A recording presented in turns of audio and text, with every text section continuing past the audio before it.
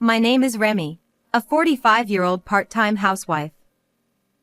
Despite being exhausted from work and household chores every day, life was fulfilling.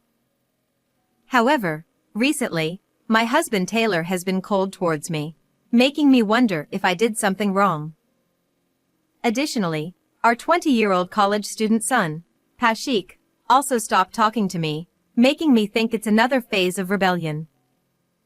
Even though my son had become a well-behaved and good child after his rebellious phase, he's now treating me coldly at this age. So, even when I'm at home, I couldn't find peace or relaxation. One day, my husband and son expressed their desire to go mountain climbing. I was part of the Young Wonderful Club in my youth, and outdoor activities seem to be popular again. I want to start mountain climbing to improve my health. Sounds cool. I'm interested in that too. The food at the summit must be delicious, right? Remy, want to come along?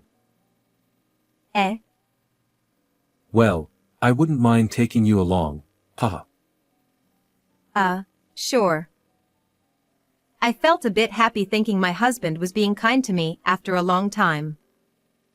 Although I wasn't very knowledgeable about mountain climbing, I thought it could be a way to relieve stress, so I decided to give it a try. However, on the day of the mountain climbing, I suddenly couldn't go due to work.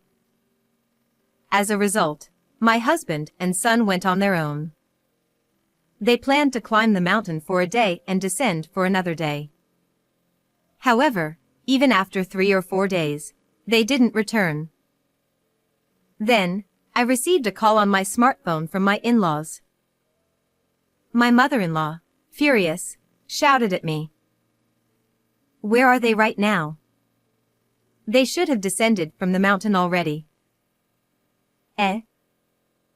Because of you, our son and grandchild became missing. What have you done? You invited them for mountain climbing, didn't you? The one who invited them was my husband. I considered going, but, in fact, I couldn't due to work. What? So, I didn't go. I'm at home right now. What does that mean? Why are you at home now? Well, suddenly I got called for work, and I couldn't go. So, I asked them to go without me. I finished work and just came back now. Huh? But they said they would stop by here once they descended from the mountain. I prepared a lot of food waiting for them. Don't complicate things.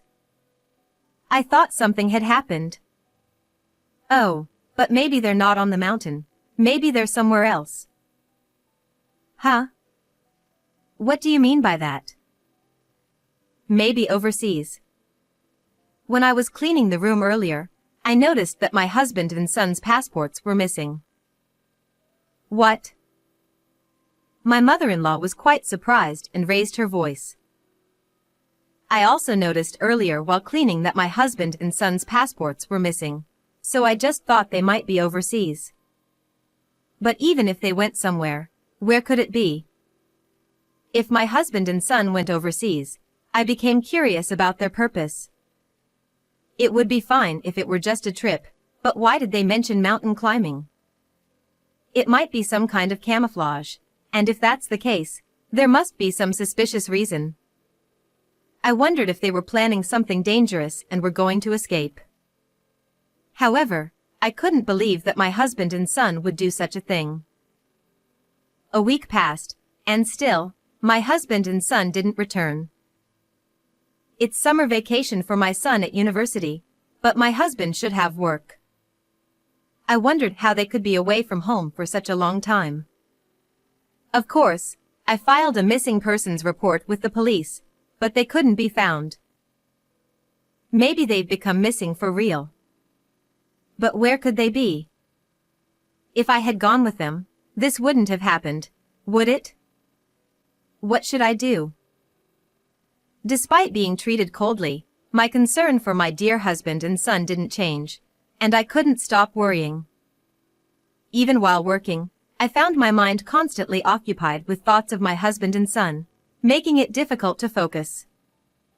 As a surgeon, if I lose concentration, it could lead to medical mistakes. Every time before surgery, I had to gather my strength, holding back the urge to cry. On that day, I couldn't go because there was an emergency surgery. If that surgery hadn't come up, maybe this wouldn't have happened. Because I'm a surgeon, I couldn't help but think my husband and son might be in a dangerous situation. It felt like my chest was about to burst. One day, I heard a strange story from a friend. It was such an outrageous tale that my eyes nearly popped out. I got angry, thinking, those idiots. What on earth are they up to? I won't forgive them anymore. After that, I went to my in-laws' house, where both my mother-in-law and father-in-law were surprised to hear my story.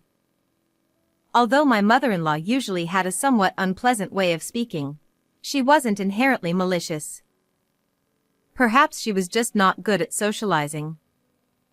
My father-in-law, despite giving off an intimidating impression, seemed like a good person at heart. So that's what happened. I'm sorry, Remy. It's okay. Because of you, I thought Taylor and Kashik were in danger. I'm really sorry. No, it's fine. They probably lied to both you and me. Even so, what a ridiculous story. If that's true, those two are idiots. Yeah, I was quite surprised too. Well, they'll probably come back eventually, and when they do, let's give them a piece of our minds. Several days later, my husband and son returned home, acting as if nothing happened. Since I had received a prior notice, I pretended to be calm. As they were much later than initially planned, my husband started making excuses. Oh, we decided to climb other mountains too, so we changed the plans last minute. Right, Kashik? Exactly, we'd become addicted to mountain climbing. So, we climbed a lot. And we even went to hot springs afterward. Ha ha ha, we've become very healthy. It feels so refreshing. I feel so refreshed. We made some great memories. Well, I guess you did something bad, felt refreshed, and made good memories. You were conducting some suspicious seminar overseas. Why would you say that? You held a volunteer event to help underprivileged children in the Philippines or something, right? And you organized a questionable seminar in a high-end tower condo in Salcedo. Well. And you were recruiting interpreters who could speak English and Tagalog, right? My friend accidentally applied because she thought it was a legitimate opportunity. She has a friend who is half Filipino and fluent in both languages. She works as a freelance interpreter through crowdsourcing. She applied for the job after seeing it, but as she listened to the details, she found it suspicious. Apparently, they asked her to transfer $15,000 as membership fees. She wondered why an interpreter had to pay such fees. That's the person who backed out at the end, right, Isa? Yes, you nailed it. Isa is my friend. My husband, who is a company employee, had mentioned wanting to start a business before. It seems he came up with the idea of a fraudulent business. He pretended to conduct charity work in the Philippines and recruited online interpreters, but it was full of suspicion. My friend Isa, being half Filipino and fluent in both English and Tagalog, applied for the job thinking she could contribute to her mother's home country. However, when they asked her for a substantial membership fee up front, she felt uneasy and reached out to her Filipino friend, Andy. Isa had lived in the Philippines until elementary school, so she had many friends there. Andy, who could speak some languages, helped her investigate the strange seminar my husband and son were organizing. It was hearsay, but the general idea was as follows. Thank you all for sympathizing with our cause. If you want to donate more, please register on my account and transfer the funds to the account afterward. We accept donations starting from $500. Thanks to your support, we can help the underprivileged children.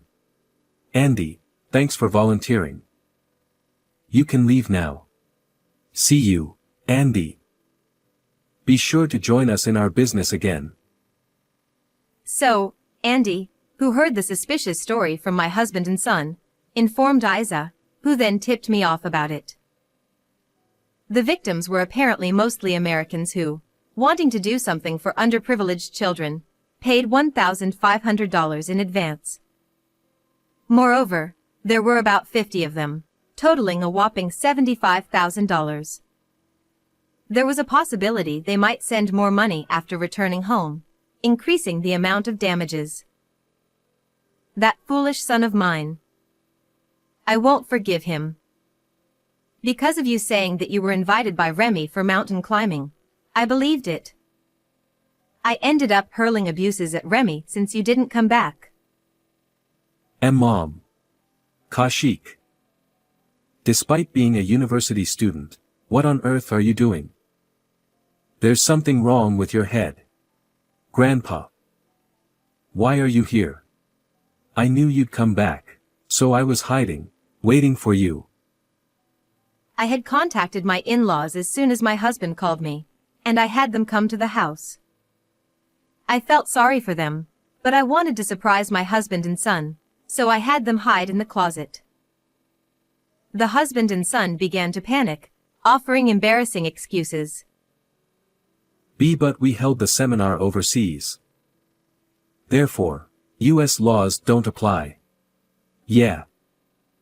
We didn't commit any crimes in America. So, we shouldn't be held accountable. Well, didn't you extort money from Americans in the U.S. with prepayments, and later, while abroad, ask them to pay more upon returning? Wouldn't U.S. laws apply in that case? Even if you committed a crime over there, you might be held responsible individually. Well, I'm not an expert, but either way, what you did was wrong. Why are you guys trying to justify it? But we had no choice. I ran out of money. What? No matter how much you earn as a doctor, I thought if you found out I spent all the money and went broke, you'd divorce me. Why did you end up going broke? We went to nightclubs together, and seriously, the money ran out. What? We got too into it, and it was really tough. It turned out that the foolish husband and son spent so much money at nightclubs that they ended up broke. Come to think of it, I had been feeling distant lately, and even when I tried to hold hands, I was rejected. They must have been fawning over young girls, giving them lots of gifts.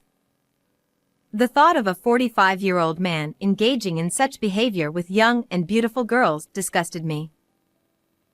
Moreover, it wasn't just a simple employee-customer relationship.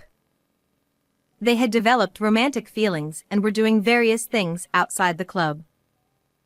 Astonishingly, both the husband and son had impregnated their favorite girls. It seemed that they had to earn money for hospitalization and child support, leading them to the idea of a fraudulent business. At this point, I couldn't help but think that their heads were in the clouds, and they must be exceptionally happy. I was disgusted with my husband and son, who confessed everything. You idiots. What the hell have you done? You're no longer my son. Don't be so mad. I didn't do anything wrong. Remy is to blame for neglecting us and always working. What? You always say you're working, leaving the house late at night, right? That's why I got fed up. But, Didn't you marry me knowing I'm a surgeon? I'm working hard for the family and the patients. It's terrible. You probably knew I wouldn't be able to go mountain climbing because I've been busy with surgeries lately. Did you foresee from the beginning that I wouldn't be able to go? Oh, yeah. I invited you just in case, trying to hide it from you. Well, it's not mountain climbing, though. You're always busy with work. Yeah, you don't care about us. Wait a minute. You're the one who repeated a year and dares to say such things. I'm the one paying your extra tuition. So what? I won't pay the tuition anymore. If you want to graduate from college, figure it out yourself. No, don't do that. Don't come to me only when you need money. Ask your dad, then. I can't. I got fired from the company. What? Actually, I was accused of harassing a young female employee, and I got fired. Another shocking revelation came out. This foolish husband had already been fired from his job. So that's why he could stay overseas for an extended period without any worries. Spending money recklessly at nightclubs, impregnating girls, getting fired from work for harassment. It was giving me a headache. How could someone make such foolish decisions? This statement angered my mother-in-law, and things took a turn for the worse. She scolded my husband loudly and began packing his belongings in their bedroom. You're already dumped by Remy. Live around here or something? Idiot. Wait, Mom, what are you doing? I'm organizing your stuff. Can't you see? Look, is this fine? Wait. EW, you were going to such places. Disgusting. Stop it. You scumbag. You won't be allowed in our home again. Disappear from our sight. That's right. Kneel down and apologize to Remy first. Then never show yourself in front of us again. W8. Kashik, apologize too. Come on, Granny. Stop whining and kneel down. Thus, my husband and son knelt down facing me. They were sobbing, and it felt as if I were bullying them, which I disliked. I loved my husband, and I had taken care of my son. However, it was true that I couldn't give them much attention due to my busy job. But that didn't justify their criminal actions. I might have some points to reflect on, but I couldn't forgive my husband and son for committing crimes and destroying our family. My husband and son left the house with their belongings. I'm sorry for that time. I was truly out of my mind. No problem. Sorry for jumping to conclusions. Be happy from now on. Sure. Well, we'll be going. And so, my in-laws left. I was left alone in the house, wondering what to do next. First, I had to get a divorce from my husband. I didn't think I could rebuild anything with such a husband. After the divorce, I decided to relinquish my role as a parent and let go of my son. If my efforts in love didn't get through to him, then he wasn't worth worrying about. He was already an adult, and at this point, anything I did wouldn't change anything. After the divorce, my ex-husband paid me alimony for his infidelity. Being broke, having impregnated girls, and having lost his job, he borrowed money and gave it to me. My son dropped out of college and became a part-timer. Since he had always hated studying and even repeated a year, I thought it was fine for him not to go. Then, my ex-husband and son were sued for fraud due to their deceptive actions, facing serious charges. I felt a bit sorry for them, considering the substantial amount of the damages, around $100,000. The victims were probably furious, and while it might be wrong to be deceived, the ones taking advantage of goodwill were worse. I was relieved that my friend Isa wasn't fooled. I decided to forget about my ex-husband and son, focusing on being a surgeon. This story may have been quite dramatic, but life goes on. How was this story for you? Don't forget to subscribe to the channel. Thank you. Well then, let's meet again in the next video.